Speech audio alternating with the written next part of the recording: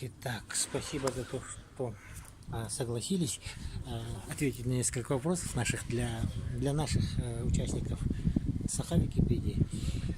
Сегодня я слушал ваш доклад про Викитеку.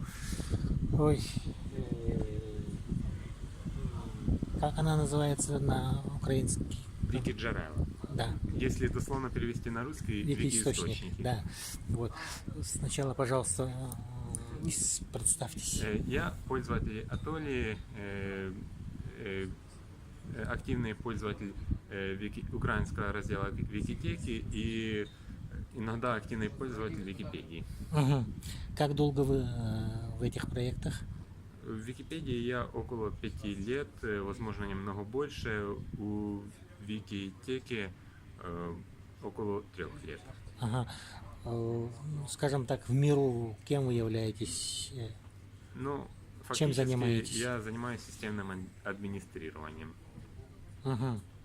Ну, работаю в библиотеке, у нас там компьютеры, и я за ними смотрю, настраиваю. А из какого вы города? Это даже не город, это ПГТ, небольшой поселок, население 11 тысяч, Покровская, в Днепропетровской области. Спасибо.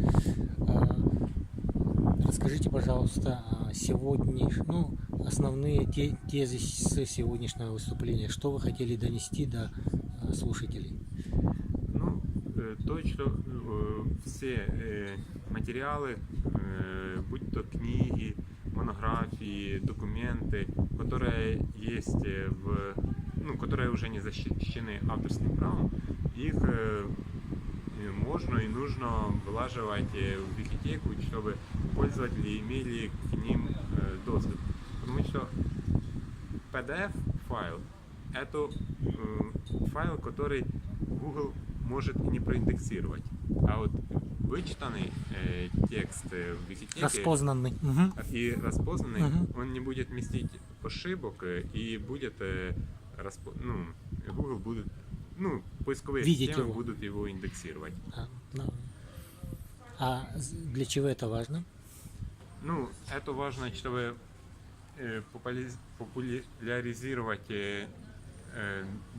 некоторые произведения и, возможно, некоторые документы, которые есть в Викитеке, больше нигде не можно найти.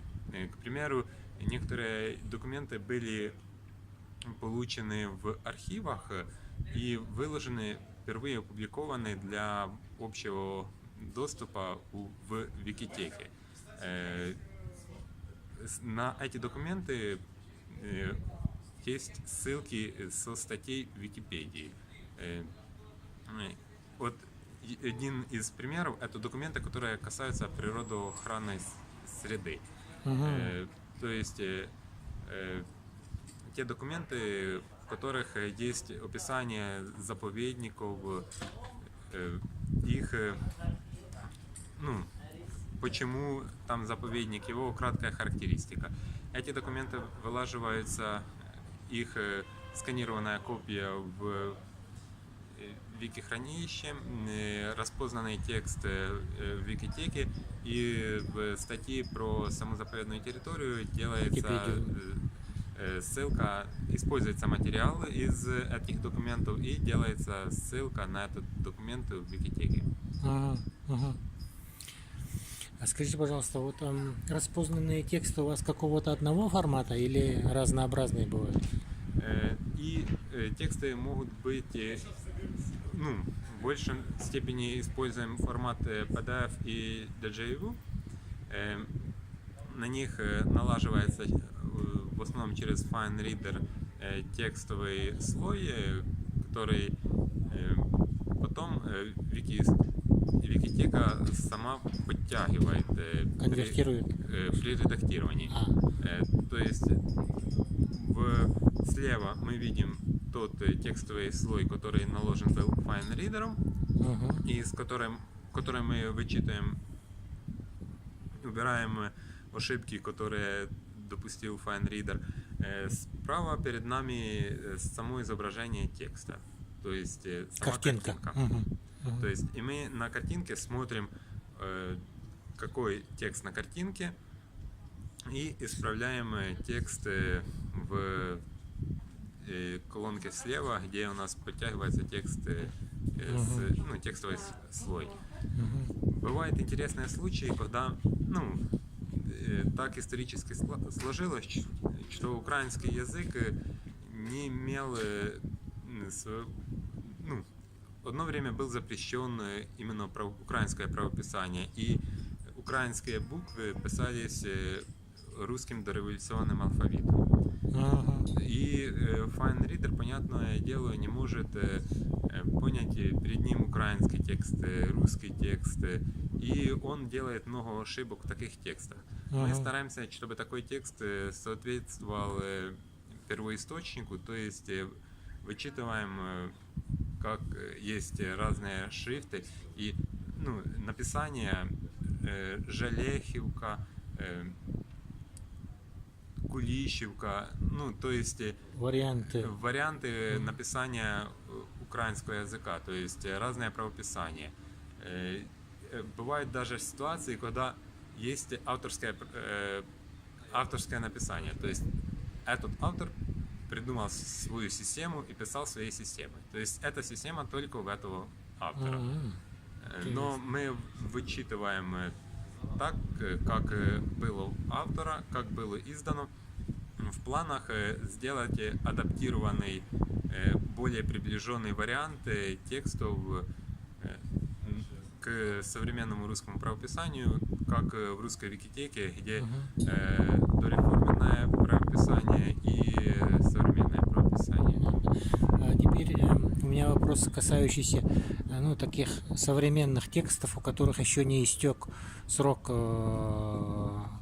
такой вот выморочный, скажем так, да, со дня смерти правообладателя. 70 лет. Да, не прошло 70 лет. Есть ли такие тексты в украинской Викитеке? Есть тексты, на которые получены разрешения. То есть есть некоторые книги, которые авторы дали разрешение. Сами? Да. Там, к примеру, есть одна энциклопедия Кобзарів, и на нее есть разрешение, но проблема в том, что разрешение дано только на текст, а на изображение разрешений нет. И исходник обрабатывается, убирается с него изображение, потому что этот файл не может быть на Викихранилище. А как удалось убедить авторов? Наверное, это, если энциклопедия, то несколько авторов, коллектив, да? Но в этой энциклопедии автор один был. Там, если меня не подводит память, там отец и дочь, как-то, я могу ошибаться, но там, по-моему, только два автора было над текстом. Как их удалось убедить? Почему они дали разрешение? Разрешение запрашивал другой пользователь. Честно, я полностью не знаю, как ему удалось, но знаю, что он вышел на авторов и уже с ними договаривался, обговаривать эти вопросы. А какие могут быть, с вашей точки зрения, доводы для авторов? Чтобы передать свое произведение в общественное достояние. То есть обделить своих наследников. Это зависит от автора. То есть, если автор хочет, чтобы его материалом могли пользоваться другие люди, то есть фактически энциклопедия, она имеет ограниченный тираж. И даже не во всех библиотеках ее можно найти. И если автор имеет желание, чтобы его произведение было доступно для всех людей, было полезно как можно большему количеству людей, да? То он дает разрешение. Вот, к примеру, у нас есть еще разрешение на несколько книг. Одна из них это о природозаповедном фонде Киевской области. Если меня не подводит память, она издана Национальным экологическим центром, и они дали на нее разрешение, чтобы к этой книге имело как можно больше пользователей доступ. Вообще-то изначально давалось разрешение, чтобы можно было по этой книге, там про природоохранный фонд всей Киевской области, и чтобы у Википедии можно было создавать статьи, не пересказывая текст своими словами, а прямо беря с этой книги и вставляя этот текст в Википедию. Интересно.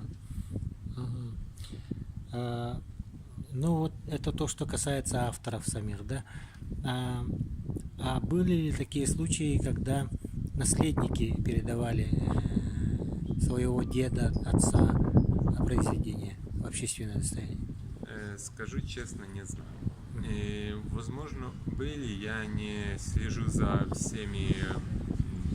У нас в Викитеке несколько активных редакторов, и плюс есть и активные редакторы в самой Википедии, которые тоже получают разрешение.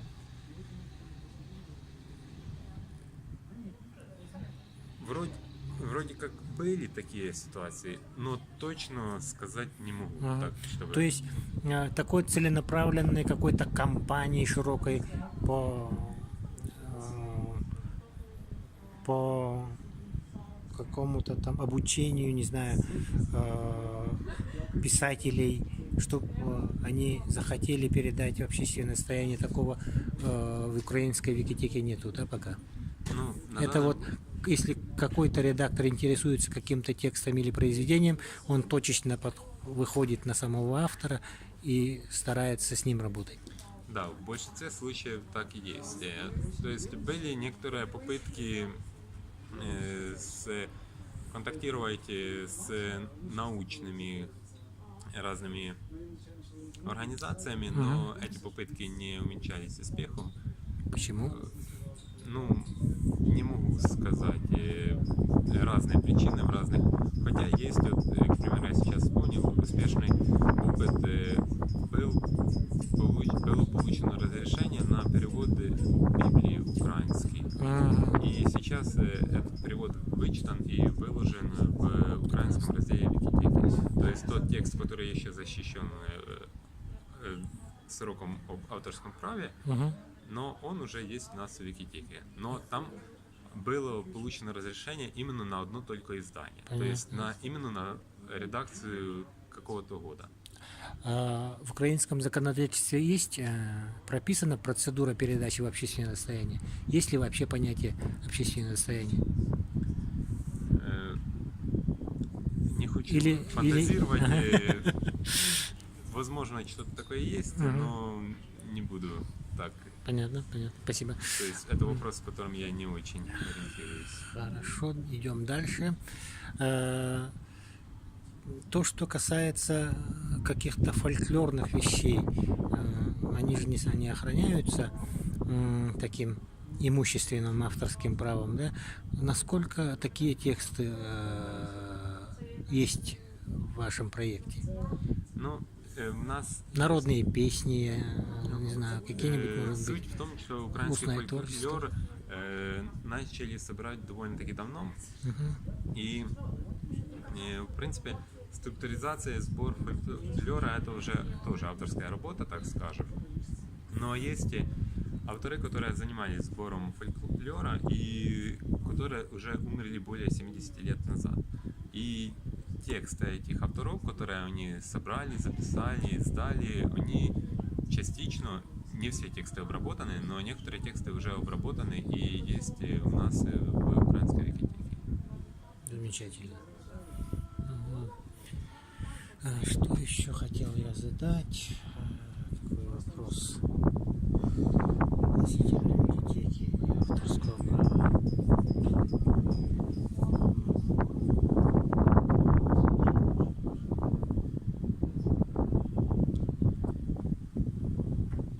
Вот такой вот вопрос.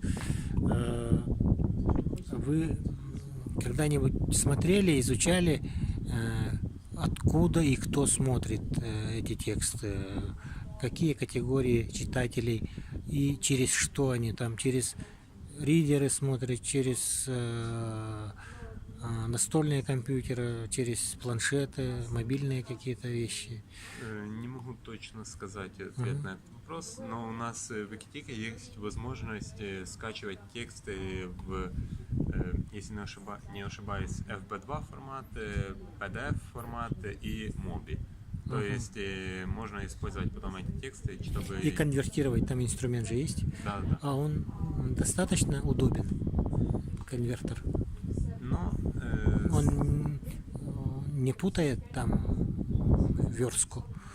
ну, скажем так, те тексты, на которых мы его проверяли, он использует, конвертирует нормально. Возможно, есть некоторые тексты, на которых он и делает путаницу, но мы пока с этим не сталкивались. То есть, если такое появится, то придется как-то дорабатывать, решать это. А, например, ну такой технического плана вопрос. Большая книга, да? Ну, повесть, может быть, роман даже. Он в виде скольки файлов может лежать в Викитеке? Один, десяток, Мы сотни? в основном как мы используем. Обычно большие романы разделяются на главы.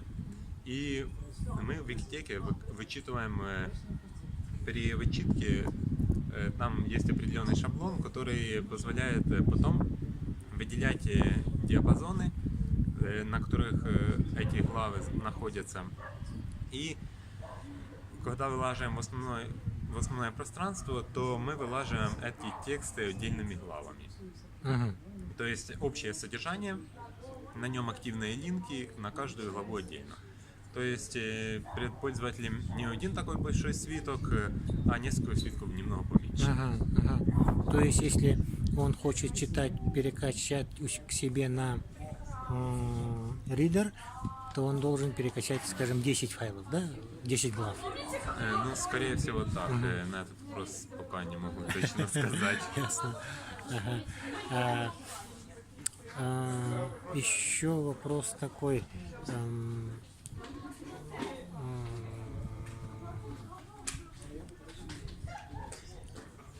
Школьники или школы, учителя, насколько пользуются вот электронными источниками? Но этот вопрос, так скажем, трудно сказать, но есть такая статистика, когда в школьной программе некоторые произведения изучают, то мы видим, как немного увеличивается статистика посещения этих то есть, произведений. Или даже той самой у нас в Викитеке есть программа произведений, ну, чисто сама программа. И она пользуется довольно-таки некоторой популярностью. То есть ее просматривают и используют для того, чтобы ориентироваться по ней в школьной программе. Понятно. Большое спасибо за то, что вы ответили на вопросы. И напоследок, пожалуйста, ваши пожелания своим коллегам, которые работают в Саха Викитеке. Работайте, делайте знания свободными. Махтал? Спасибо.